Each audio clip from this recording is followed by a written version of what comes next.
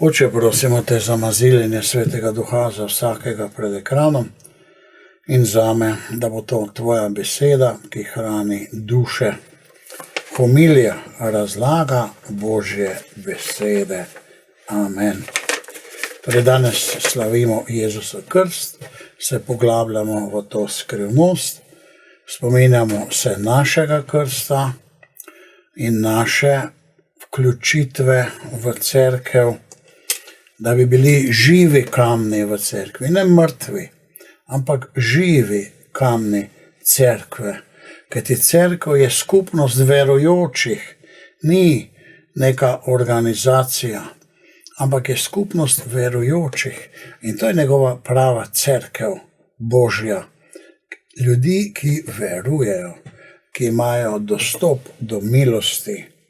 Položil sem nam svojega duha, pravi prerok Izaija, ki kasneje govori o Jezusu Kristusu, o trpečem služabniku. 4 spevi so, najbolj znan je Izaija 53, o njegovem trpljenju, kako je vzel grehe in bolečine in bolezni na sebe za naše ozdravljenje. In njega postavlja, pravi moj služabnik, dokler ne bo spostavil pravice na zemlji. Njegove postave bodo narodi čakali, otoki in jih sprejeli. Pravi, kdo je ta tako velik za otoke, medtem ko Judje so skoncentrirani samo nase, pa na svoje farizejske spise, Talmud in na svoj narod, ne razmišljajo o drugih narodih, pač pa samo tako, da bi jih podredili, da bi njim služili. Napačno razumevanje. Gadja zalegajem, pravi Jezus. Postavljam te za zavezo ljudstvom, za luč narodom, torej za vse človeštvo. Ljudje so bili zato izbrani, kar je tu se rodil potem odrešenik za vse človeštvo, da tega Jahveja pokaže in razodene človeštvu. Torej ta služabnik ni samo nek služabnik. Na drugem mestu pravi, moj sin si ti, danes sem te rodil, ampak gre za njegovo pravico. Pravica je del Boga. To tako je. Potem njegova zakonodaja, zakoni našega Gospoda Jezusa Kristusa je Sveti Duh, je Božja, njegov evangelij. Nova zaveza. On postavlja novo zavezo, torej ne Mojzesovo, ne 10 drugih zavez, ki jih je že bilo pred Mojzesom, in pa kasneje, ki so še bile v Svetem pismu in od Noeta in drugih, Abrahama, ampak nova zaveza v Jezusu Kristusu. In da boš luč ljudem, torej Zabulonova ljudstvo, ki je sedelo v veliki temi, zagleda luč. Luč za ljudstvo, da v dušah imajo luč. Če nima v duši luč, nismo kristjani, v pravem pomenu. Ne naredimo pogojev, da bi Bog bil v nas, zato se moramo potruditi, da imamo v duši luč. In te luči potem tudi sledimo. Pa nam nič ne pomaga, če imamo svetilko, pa če sveti 5 minut, potem pa zopet ugasne. Namreč gremo navzdol in pa ozdravljene, da bo prinesel ljudem. Prav to Jezus dela, ozdravljene. Jaz sem luč sveta, jaz sem pot, resnica in življenje. Jezus je nekaj velikega in veličastnega. Kdo je Jezus Kristus? Razumevanje odrešenja, da bo prišel narodom odrešenje, da izječe tiste, ki sedijo v temi. Vidimo, prav to vse je Jezus Kristus prinesel. Iz duhovne ječe predvsem. Tisti, ki so v temi, iz zapora, osvoboditev iz vsakršne duhovne, se pravi hudičeve ujetosti in vsake drugih ujetosti so napadi lahko na kristjane, tiste, katere bo Jezus prišel odreševati, ampak bodo vedno zmagali, vedno bodo vstali. Jahve rešuje je ime tega služabnika, pravi na drugem mestu, moj sin si ti, danes sem te rodil. Jahve rešuje, ali Ješuah, ali Jezus. Psalm 29 pravi, dajte Gospodu Božji sinovi, dajte mu moč in slavu. Mi smo Božji sinovi, Božje hčere po Jezusu Kristusu. In Duh Božji v nas govori, da ti si Božji otrok, govori v naši notranjosti. Tam imamo dokaz, da je Jezus resničen. Drugega dokaza nimamo, pač pa globoko v naši duši in mi moramo dati čast Bogu, Jahveju, Očetu in njegovi besedi in njegovemu duhu.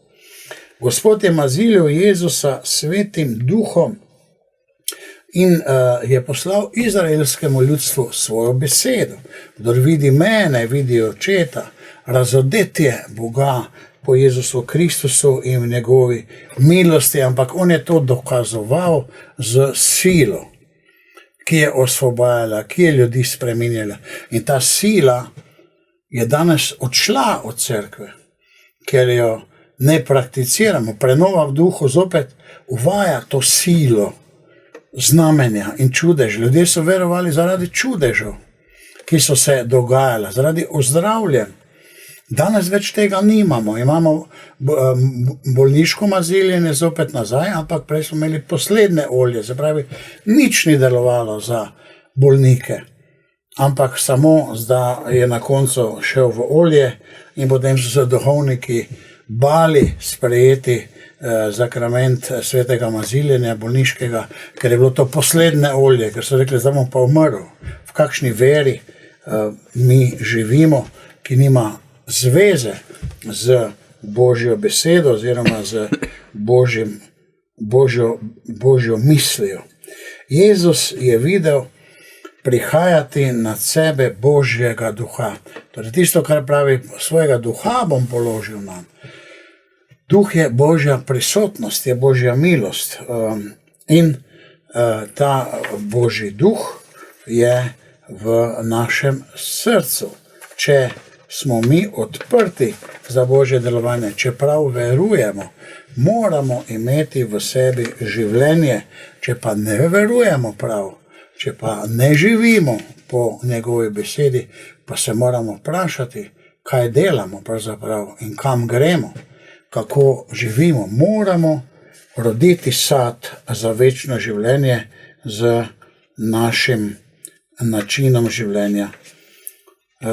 To je moj ljubljeni sin, njega poslušajte, pravi Oče. Nad njim imam veselje. Tako ima Bog nad nami tudi veselje, če izpolnimo njegovo voljo, če živimo po njegovi volji, če molimo z dušo in srcem in nam daje svoj blagoslov. Kaj je to Božji blagoslov? Božji blagoslov je vse v redu. Zdravje je v redu, duševno funkcioniramo, imamo vse, kar potrebujemo za življenje, ne želimo biti bogati, pa niti neslavni, pač pa želimo imeti življenje. In Jezus pravi, prišel sem, da bi imeli življenje in ga imeli v izobilju, pravi, da bi v duši bili srečni in imeli spoznanje in bi naš duh bival z Bogom v blaženi radosti. Drugega ne čakajmo, ga ni, ki bi rešil tvojo dušo, ki bi rešil tvojo družino. Samo Jezus Kristus se ti daje na tem svetu, v tej edinstveni poti ljubezni in žrtve. Ni ga drugega, nobenega verskega voditelja, nobenega političnega voditelja, nobene osebe. Jezus Kristus je tvoj odrešenik. Amen.